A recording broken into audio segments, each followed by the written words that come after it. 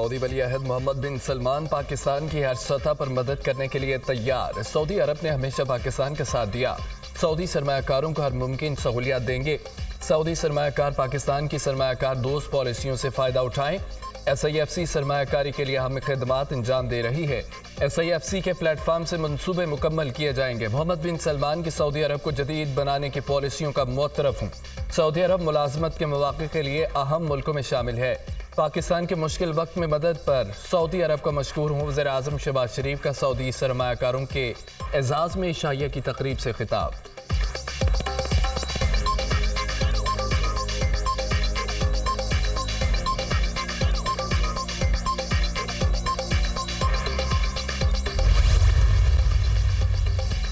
वज़ीर ख़ज़ाना मोहम्मद औरंगज़ेब से बैनुल अक़वामी सरमायाकारों के वफ़द की मुलाकात। पाकिस्तान में सरमायाकारी के इम्कानात का जायज़ा लिया गया। वज़ीर ख़ज़ाना ने वफ़द को टैक्स इक़दामात के बारे में भी ब्रीफ किया।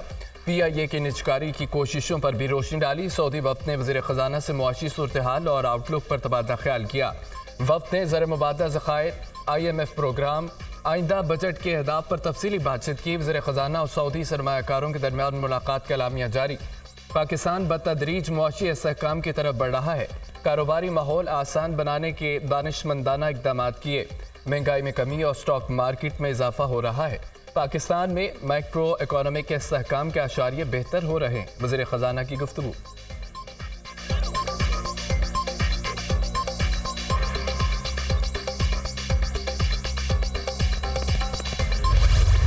सऊदी वली अहद शहजादा मोहम्मद बिन सलमान का रवा माह दौरा पाकिस्तान का इम्कान। सऊदी वली अहद वफ़द के हमरा पाकिस्तान आएंगे। दौरे के दौरान $5 अरब की सरमायाकारी के फैसलों पर अमल दरामद की याददाश्तों पर दस्तखत मुतवक्के। सऊदी वली अहद के दौरे से मुतालिक हतमी तारीख रवा हफ्ते तय हो जाएगी। वज़ीर आज़म का सऊदी वली अहद के दौरे से मुतालिक इंतज़ामी अमूर की खुद निगरानी का फैसला। सऊदी वली अहद का 2019 के बाद पाकिस्तान का पहला दौरा होगा।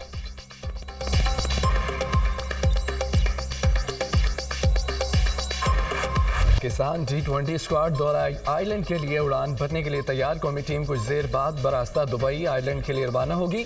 शादाब खान और हसन अली आयरलैंड में कौमी टीम को ज्वाइन करेंगे। फास्ट बॉलर मोहम्मद आमिर वीज़े में ताख़ीर की वजह से स्क्वाड के बाद में ज्वाइन करेंगे।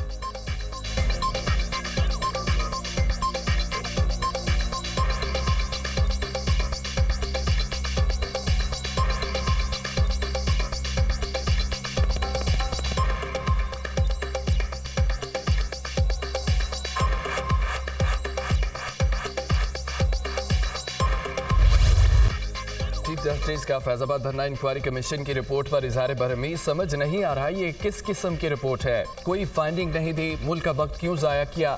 शहादतों सबूतों को सामने लाना कमीशन का काम था। कमीशन ने अपनी रिपोर्ट में फैज़ हमीद के बयान पर इन्हिसार किया। कमीशन ने यह नहीं बताया हल्फ की खिलाफ वर्जी किसने की।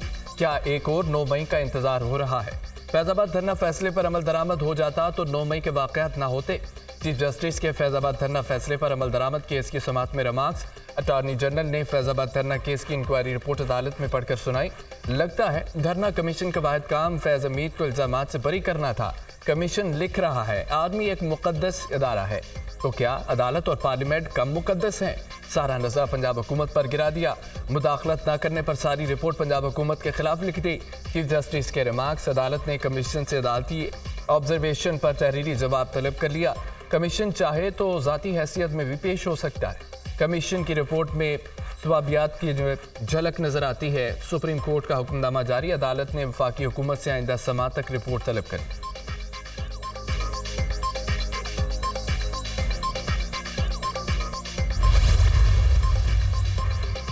धरना कमीशन ने फैज़ हमीद को कितनी बार बुलाया। चीफ जस्टिस का इस्तफसार। फैज़ हमीद को एक मरतबा बुलाया गया, सवालनामा भेजा गया तो उसका जवाब आया था। अटॉर्नी जनरल का जवाब। आउट ऑफ द वे जाकर इस जेंटलमैन को रिपोर्ट में बरी क्यों किया जा रहा है। क्या खूबसूरत इत्तफाक था। इतनी नज़रसानी दरख्वास्तें दायर हुई, किसी ने नज़रसानी की मंजूरी दी होगी, वकील किया होगा। सारी पेपर ट्रेल की तरह है। क्या कमीशन ने TLP की तरफ से किसी को बुलाया। शायद टीएलपी वाले उनकी मुआवनत कर देते, उनको बुलाते हुए उन्हें डर लग रहा था। जिनसे मुतालिक इंक्वायरी कर रहे थे उनका मौक़िफ़ ले लेते, उनको भी नहीं बुलाया गया जिनके पास से असला बरामद हुआ। असला लाने वालों की नीयत तो वाज़िह थी कि वो पुरअमन मुज़ाहिरीन नहीं। तहक़ीक़ाती कमीशन ने लिखा धरने की जिम्मेदार पंजाब हुकूमत थी। लगता है कमीशन को पंजाब हुकूमत से कोई बुग़्ज़ था। मुल्क को नुकसान पहुंचाना तो जैसे बुनियादी हक बन गया। आग लगाओ मारो ये हक बन गया। कहते हैं बस आगे बढ़ो, माजी से सीखे बगैर कैसे आगे बढ़ सकते हैं। एक इंसान का कत्ल इंसानियत का कत्ल है। यहाँ 18 बच्चे मर गए। जो माजी से सबक नहीं सीखता उसे सिखाया जाता है। चीफ जस्टिस कादी फायद ईसा के रिमार्क्स। फैजाबाद धरना अमल दरामद केस की समाअत 2 हफ्तों के लिए मुलतवी।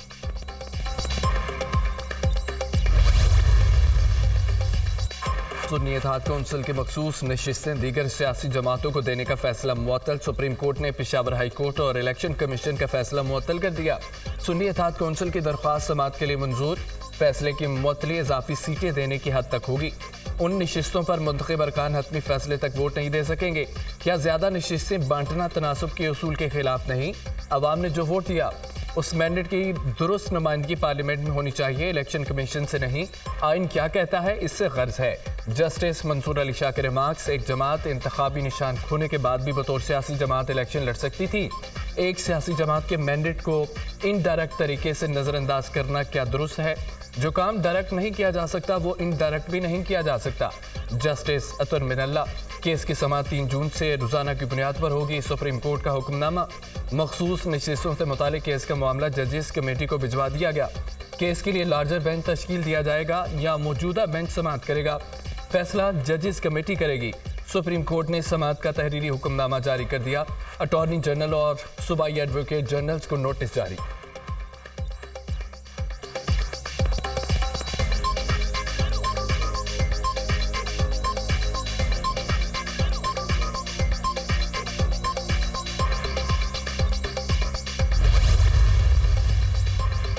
मखसूस नशिस्तों पर सुप्रीम कोर्ट का हुक्मनामा। कौमी असम्बली में 23 मखसूस नशिस्तों पर अरकान की रुकनीत मुअत्तल होने का इम्कान। कौमी असम्बली में खवातीन की 20 और अक़लियतों की 3 नशिस्तों पर अरकान की रुकनीत खतरे में। सुन्नी इत्तेहाद की 23 मखसूस नशिस्तों में से 15 नून लीग, 5 पीपल्स पार्टी, 3 JUI में तकसीम की गई थी। मखसूस नशिस्तें सुन्नी इत्तेहाद को मिलने पर कौमी असम्बली में हुक्मरान इत्तेहाद की 2/3 अक्सरियत सादा अक्सरियत में बदल जाएगी। कौमी असम्बली में हुक्मरान इत्तेहाद की नशिस्तें 224 से कम होकर 204 रह जाएंगी। नून लीग की नशिस्तें 119 से कम होकर 104 हो जाएंगी। पीपल्स पार्टी की 72 नशिस्तें हैं जो कम होकर 67 रह जाएंगी। फैसला हक में आने पर सुन्नी इत्तेहाद कौंसिल कौमी असम्बली की सबसे बड़ी जमात बन जाएगी। पंजाब असम्बली में 27, KP असम्बली में 25, सिंध असम्बली में 2 मखसूस नशिस्तें मुतासिर हो सकती हैं। शेर अफजल मरवत को चेयरमैन PAC बनाना है या नहीं, PTI क़यादत फैसला न कर सकी। शेख वक़ास अकरम चेयरमैन पब्लिक अकाउंट्स कमेटी नामजद। PTI की सियासी कमेटी का कसरत राय से फैसला। शेर अफजल मरवत सियासी कमेटी के फैसले पर बरहम। चेयरमैन PAC का मामला बानी PTI के सामने रखने का ऐलान कर दिया। बानी PTI ने PAC के फैसले को सियासी कमेटी को रेफर नहीं किया। मैं कल उनसे मुलाकात करूंगा और उनके नाम पर होने वाले फ्रॉड से आगाह करूंगा। PTI एक सियासी जमात है, राजवाड़ा नहीं है। मैं इसे हाईजैक नहीं होने दूंगा। शेर अफजल मरवत।